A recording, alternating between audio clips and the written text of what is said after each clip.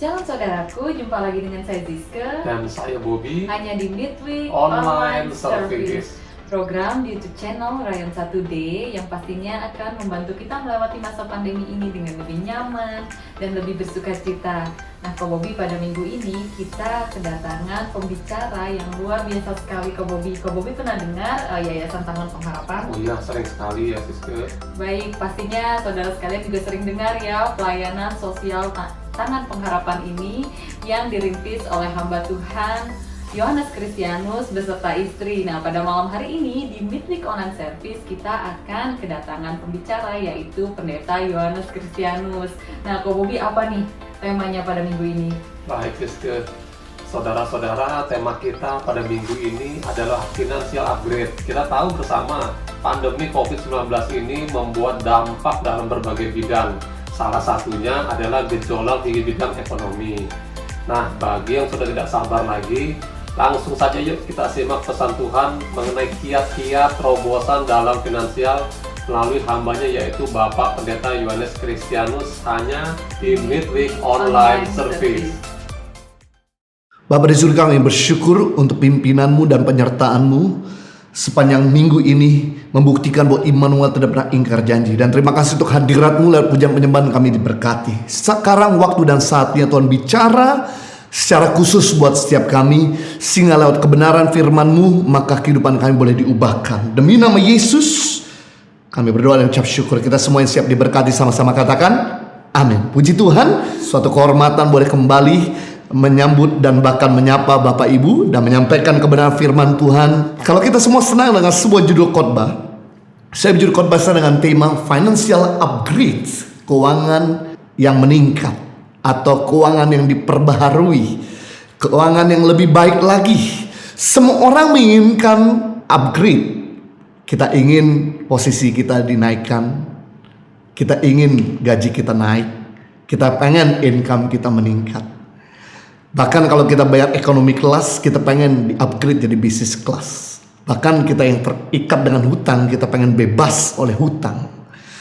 Bahkan kita yang punya handphone yang tua, kita pengen mengalami upgrade handphone kita yang lebih baik lagi, lebih canggih lagi. Setiap orang menginginkan upgrade. Tidak ada orang yang suka dengan downgrade. Tidak ada seorang pun yang suka diturunkan gajinya, posisinya, kesehatannya. Yang tadinya baik jadi sakit-sakitan, yang tadinya bebas dari utang jadi terikat dengan utang. Nggak ada. Namun masalahnya sesuatu yang upgrade tidak pernah datang dengan sendirinya. Sesuatu yang meningkat tidak pernah datang begitu saja. Kita perlu ciptakan dan kita perlu kerjakan sesuatu untuk mengalami namanya upgrade. Nah, kita akan belajar hari ini bagaimana kita mengalami financial upgrade. Yang pertama, untuk kita mengalami financial upgrade kita perlu rajin bekerja. Mari kita lihat firman Tuhan dalam Kejadian pasal 2 ayat 15. Tuhan Allah mengambil manusia itu dan menempatkannya dalam Taman Eden untuk mengusahakan dan memelihara taman itu. Waktu Tuhan tempatkan manusia di Taman Eden, Tuhan tidak suruh Adam dan Hawa untuk tidur-tidur, nongkrong-nongkrong, bahkan santai-santai, relax-relax. Tapi Tuhan menyuruh Adam untuk memelihara dan bahkan mengelola taman tersebut. Kita tahu bahwa Taman Eden yang diciptakan oleh Tuhan itu sangat baik, sempurna. Tapi Tuhan mengatakan pada Adam dan Hawa untuk kelola. Kata mengelola arti cultivate, bikin lebih baik lagi, bikin lebih sempurna lagi. Dan betul ketika Adam dan Hawa kemudian mengerjakannya, Tuhan tidak melarangnya, Tuhan tidak mempersalahkannya, bahkan Tuhan bisa menikmatinya. Dan Taman Eden tersebut dibikin oleh Adam dan Hawa menjadi lebih baik lagi. Kita bisa melihat ternyata bekerja bukan merupakan sebuah kutuk. Bekerja merupakan mandat Tuhan kepada manusia agar manusia produktif dan diberkati. Karena waktu itu Adam dan Hawa belum jatuh dalam dosa. Waktu Tuhan tempatkan manusia di Taman Eden, Adam dan Hawa masih sempurna, belum jatuh dalam dosa. Dan Tuhan perintahkan untuk mereka bekerja. Yang saya senang pertama kali Tuhan perkenalkan dirinya kepada Adam dan Hawa, dia tidak perkenalkan sebagai Jehovah Shalom, Allah damai sejahtera. Allah damai sejahtera diperkenalkan setelah manusia sudah jatuh dalam dosa. Yang saya senang pertama kali Tuhan perkenalkan dirinya, dia tidak perkenalkan sebagai Jehovah Jireh. Jehovah Jireh diperkenalkan setelah manusia sudah jatuh dalam dosa, makanya butuh penyediaan. Pertama kali Tuhan perkenalkan dirinya, dia tidak perkenalkan sebagai Jehovah Rafa, Allah penyembuh. Allah penyembuh diperkenalkan setelah manusia sudah jatuh dalam dosa. Tapi pertama kali Tuhan perkenalkan dirinya kepada Adam dan Hawa di Taman Eden. Dia perkenalkan sebagai Elohim, Allah kreatif, Allah pencipta langit dan bumi. Berarti Adam mengerti, semakin aku kreatif, semakin aku mirip dengan Tuhan. Semakin aku tidak kreatif, monoton dan membosankan, semakin aku tidak mirip dengan Tuhan. Satu gambaran yang menarik sekali, semakin kita kreatif, semakin kita mirip Tuhan. Semakin kita monoton dan membosankan, semakin kita tidak mirip dengan Tuhan. Dan yang menarik, waktu Tuhan tempatkan manusia di Taman Eden, Tuhan tidak pernah berikan bahan jadi, tapi Tuhan berikan bahan baku. Berarti kalau Adam dan Hawa butuh makan, dia nggak ngemis-ngemis sama Tuhan, padahal Tuhan ada di depan mukanya. Yang dilakukan sama Adam dan Hawa melihat burung berterbangan, ikan berenang-berenang, hewan melata jalan-jalan. Yang dilakukan sama Adam dan Hawa adalah mereka berusaha untuk menangkapnya, kemudian memotong, membersihkan dan memasaknya, dan kemudian mereka bisa menikmati makanan tersebut. Perut mereka kenyang. Sama hal ketika Adam dan Hawa butuh tempat tinggal, dia gak ngemis-ngemis sama Tuhan. Tuhan berikan saya tempat tinggal, saya kehujanan, saya kedinginan, saya kepanasan, walaupun Tuhan ada di depan mukanya. Yang dilakukan sama Adam dan Hawa adalah bahan baku di mana-mana. Dia tebang pohon, dan kemudian dia bikin dindingnya, dia tanam pilarnya, kemudian dia ambil daun-daun sebagai penutup atap, maka mereka bisa tinggal. Menunjukkan di sini orang yang rajin kerja makan enak, hidup enak. Orang yang malas kerja, hidup tidak enak, makan tidak enak. Karena Allah tidak punya kepentingan memberkati pemalas. Allah cuma punya kepentingan memberkati orang rajin.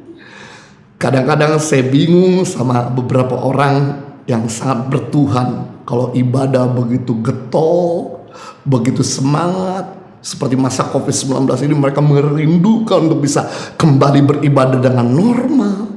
Tapi begitu mereka habis beribadah, besokannya suruh kerja lemes-lemes, malas-malasan, tidur-tidur, browsing-browsing internet, bahkan coba terus posting menunjukkan bahwa dia sedang eksis di mana-mana. Sedangkan kita bisa melihat bahwa Tuhan tidak punya kepentingan memberkati orang yang malas. Tuhan punya kepentingan memberkati orang rajin. Makanya firman Tuhan berkata, kalau engkau diminta berjalan 1 mil, berjalanlah 2 mil. Artinya kalau engkau dibayar atau digaji 1 juta, bekerjalah seperti Anda digaji 2 juta. Kalau Anda digaji 2 juta, bekerjalah seperti Anda digaji 4 juta. Kalau Anda digaji 4 juta, bekerjalah seperti Anda digaji 8 juta. Kalau Anda digaji 8 juta, bekerjalah seperti Anda digaji 16 juta. Kalau Anda digaji 50 juta, bekerjalah seperti Anda digaji 100 juta. Jadi bukannya komplain sama pemimpin kita, ngapain kita kerja keras, ngapain kita mesti lembur-lembur, dia gaji kita kecil. Harusnya kita gak berpikir demikian. Harusnya kita kerja rajin, tugas-tugas beres, tepat waktu, gak terlambat. Harusnya kita bisa bikin bos kita malu kalau kita digaji rendah. Saya percaya ketika kita rajin bekerja, bukan cuma pemimpinmu yang senang, Tuhan pun ikut senang. Dan Tuhan bisa memberkati dengan segala macam cara kepada orang-orang yang rajin. Seandainya bosmu tetap tidak mampu menggaji kamu lebih, saya percaya akan ada promosi demi promosi. Karena orang yang rajin itu cemerlang, orang yang malas itu sungguh bikin beban. Amsal pasal 10 ayat 4, tangan yang lambat membuat miskin, tetapi tangan orang rajin menjadikan kaya. Dalam bahasa Indonesia sehari-hari, Amsal 10 ayat 4, orang malas akan jatuh miskin, orang rajin akan menjadi kaya. Kita melihat di sini, orang malas akan jatuh miskin, berarti sebelumnya dia tidak miskin. Sebelumnya dia mungkin berkelimpahan, tapi karena dia malas jadi jatuh miskin. Dan menarik di sini, orang yang rajin akan menjadi kaya. Sebelumnya orang ini belum kaya, tapi karena dia rajin membuat dia akhirnya kaya. Jadi sekalipun kita bertuhan, kita rohani, kita berapi-api, kita rajin mungkin beribadah, tapi kalau kita malas, pasti kita gak diberkati. Kita lihat beberapa daerah yang bertuhan, kenapa mereka hidupnya dibogar kemiskinan? Karena mereka gak rajin.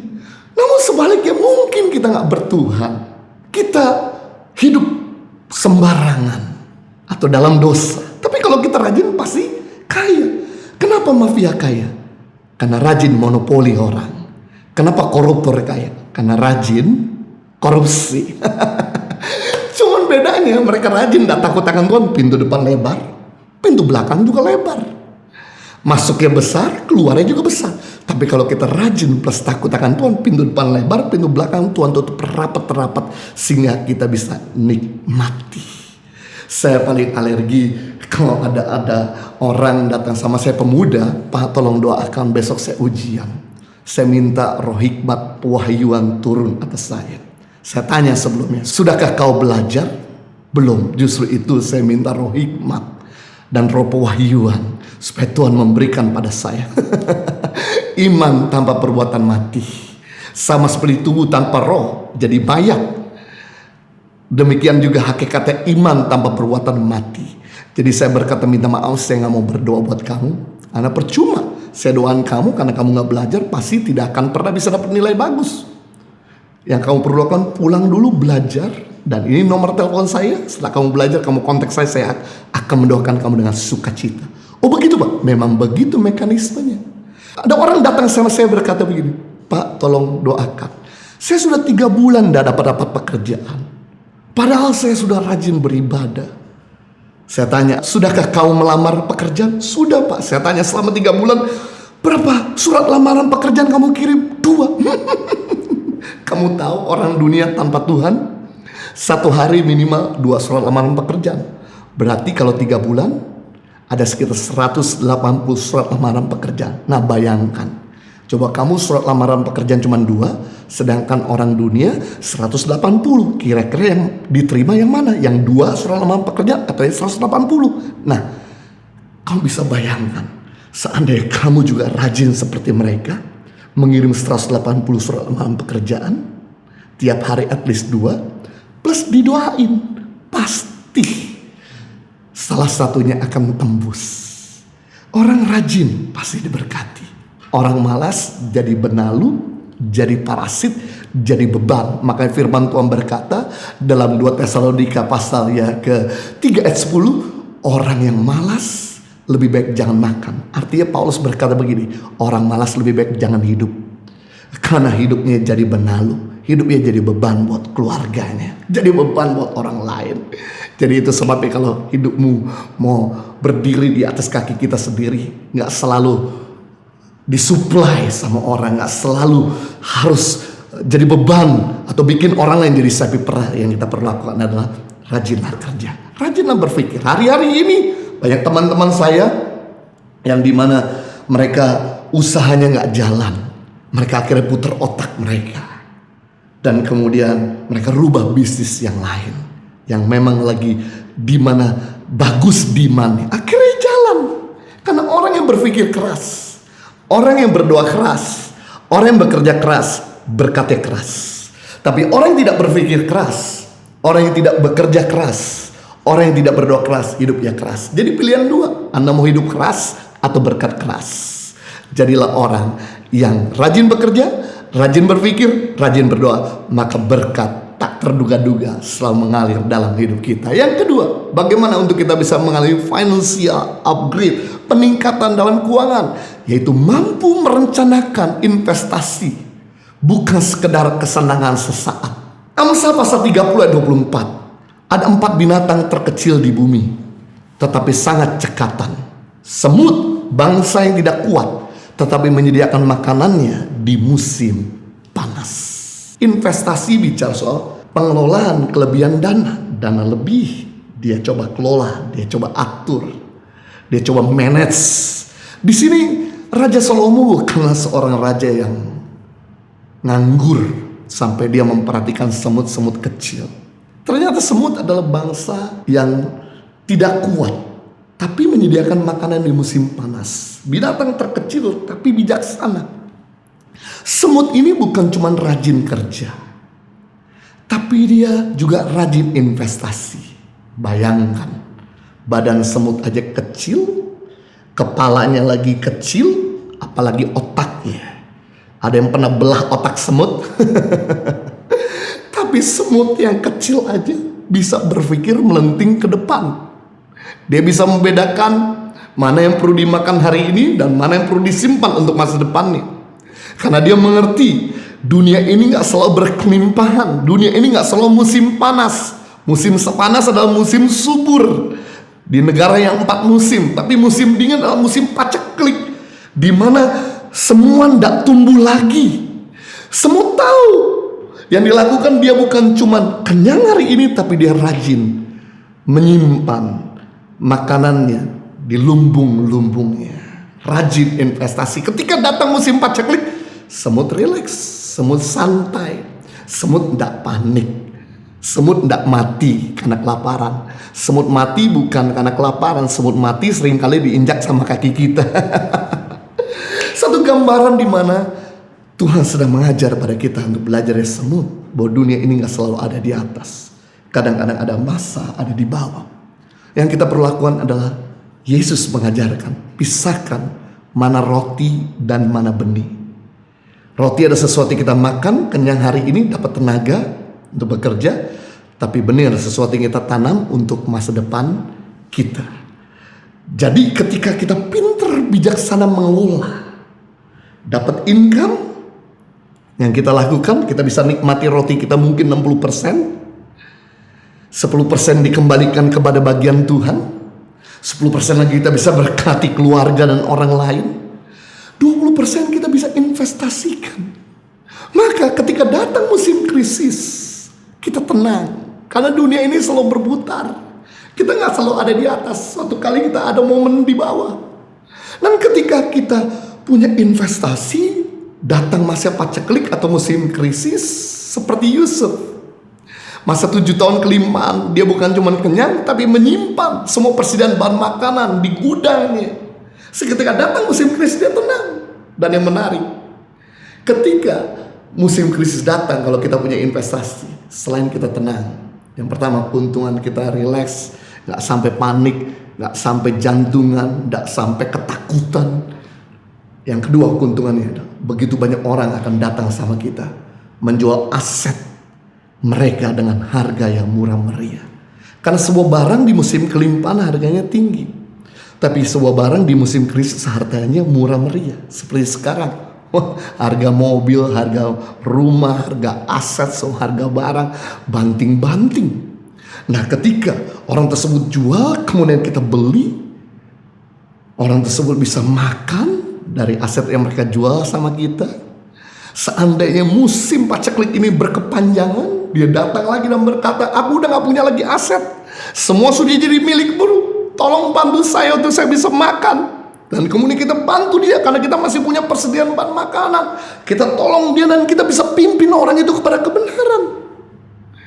Dan berikutnya yang menarik, begitu datang musim kelimpahan berikutnya lagi, maka harga barang-barang yang Anda beli dengan murah meriah di musim paceklik, di musim krisis, naik berlipat kali ganda.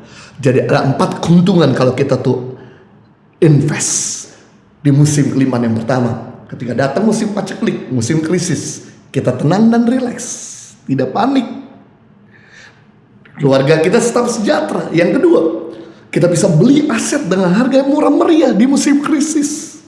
Yang ketiga, kita bisa bantu banyak orang dan menuntun orang tersebut pada kebenaran. Dan yang keempat, begitu datang musim kelimpahan kembali, harga barang, aset-aset yang kita beli dengan harga murah meriah naik berlipat kali ganda. Usia 30-60 tahun adalah usia kita menabung. Usia kita mengumpulkan, karena usia 30-60 tahun adalah usia produktif. di mana orang masih sehat, income-nya bagus, dan gak keluar masuk rumah sakit. Tapi begitu usia 60 sampai usia 90 tahun adalah usia kita mengambil. Usia kita gak lagi produktif. Istilahnya udah pensiun, banyak keluar masuk rumah sakit. Jadi akibatnya kita harus banyak keluarin uang. Nah, apa yang terjadi kalau kita usia 30 sampai 60 tahun, kita tuh punya aset di mana-mana. Kita punya investasi atau kita punya simpenan, maka kita rileks, kita tenang. Kita akan selalu diterima dimanapun, baik itu di teman, di komunitas, ataupun di keluarga. Namun apa yang terjadi kalau di usia 30 sampai 60 tahun kita gak punya investasi, kita gak punya aset, kita gak punya simpenan, maka hidup kita akan jadi benalu, jadi parasit buat keluarga, buat teman, buat saudara-saudara dan sebagainya. Gak diinginkan. Mari kita lihat firman Tuhan dalam Malayaki 3 ayat 10 dan 11. Bawalah seluruh persembahan perpuluhan itu ke dalam rumah perbendaharaan, supaya ada persediaan makanan di rumahku. Dan ujilah aku, firman Tuhan semesta alam, apakah aku tidak membuka bagimu tingkap-tingkap langit dan mencurahkan berkat kepadamu sampai berkelimpahan. Ayat 11, aku akan menghardik bagimu belalang pelahap, supaya jangan dihabisinya hasil tanahmu, dan supaya jangan pohon anggur di padang tidak berbuah bagimu. Firman Tuhan semesta alam. Jadi ada dua tugas Tuhan. Tugas Tuhan yang pertama yaitu mencurahkan hujan. Sebab benih kalau tidak ada hujan, dia tidak bisa tumbuh. Tugas Tuhan yang kedua yaitu menjaga ladang, menjaga aset, supaya benih tersebut jangan rusak atau dicuri. Tapi tugas kita juga dua, peran kita dua. Yang pertama, peran kita adalah mengembalikan apa yang jadi bagian Tuhan. Yang kedua, peran kita adalah setelah memberi apa yang jadi bagian Tuhan, perpuluhan, yang kedua kita menanam benih. Sehingga ketika Tuhan genapi janjinya, curahkan hujan, jaga aset, maka benih tersebut tumbuh, benih tersebut terjaga. Apa yang terjadi kalau kita sebagai anak Tuhan cuma rajin memberi perpuluhan, tapi nggak tanam benih? Nah, ini kebanyakan orang Kristen lakukan, alami. Cuma rajin memberi perpuluhan, tapi nggak nanam benih. Maka hujan turun, Tuhan tetap genapi janjinya. Hujan turun, aset dijaga, tapi karena nggak ada benih, cuman jadi tanah becek. Sia-sia. Ketahuilah, sadarilah, satu benih yang kita tanam akan menghasilkan puluhan buah. Puluhan benih yang kita tanam akan melahirkan ratusan benih. Ratusan benih yang kita tanam akan menghasilkan ribuan benih. Tapi ribuan benih yang kita tanam akan menghasilkan hutan belantara. Kita ini gak selalu sehat, kita gak selalu ada di atas. Penting untuk kita membuka sumur-sumur baru dengan investasi. Kalau kita cuma mengandalkan kerjaan saja gak cukup. Seandainya mampet sumur kita, paling tidak masih ada beberapa sumur lainnya yang bisa menghasilkan air, mencukupkan kebutuhan kita. Jadi saya encourage buat kita semua untuk kita bisa bukan cuma rajin bekerja, tapi rajin investasi. Bisa tanya sama Tuhan, apa yang harus dikerjakan dalam investasi. Pastikan yang kita investasikan ada sesuatu yang kita kuasai, sesuatu yang kita udah pelajari, sesuatu yang kita udah diskusikan dengan teman-teman dan yang lainnya. Saya percaya, maka hari-hari ke depan kita nggak usah panik dengan krisis, dengan bencana, karena kita nggak pernah tahu bahwa COVID ini kapan berakhir. Seandainya berakhir, nanti mungkin ada COVID lainnya berikutnya. Tapi paling tidak kalau kita udah rajin kerja, rajin investasi, ini jaminan untuk keamanan finansial bagi hidup kita dan keluarga kita. Tuhan Yesus memberkati. Mari kita berdoa. Bapa di surga, kami bersyukur untuk kebenaran firman-Mu yang menginspirasi untuk kami jadi orang-orang yang rajin. Bantu supaya kami bisa berpikir keras, berdoa keras, dan bekerja keras untuk menghasilkan berkat yang keras. Jauhkan daripada kami niat yang malas berpikir, malas bekerja, dan malas berdoa. Dan yang kedua, kami belajar untuk kami bisa mengalami financial upgrade. Kami mau rajin untuk investasi juga. Berikan pada kami mata yang jeli untuk kami bisa invest pada tempat-tempat yang tepat. Dan bantu kami untuk kami bisa melunasi semua cicilan-cicilan kami.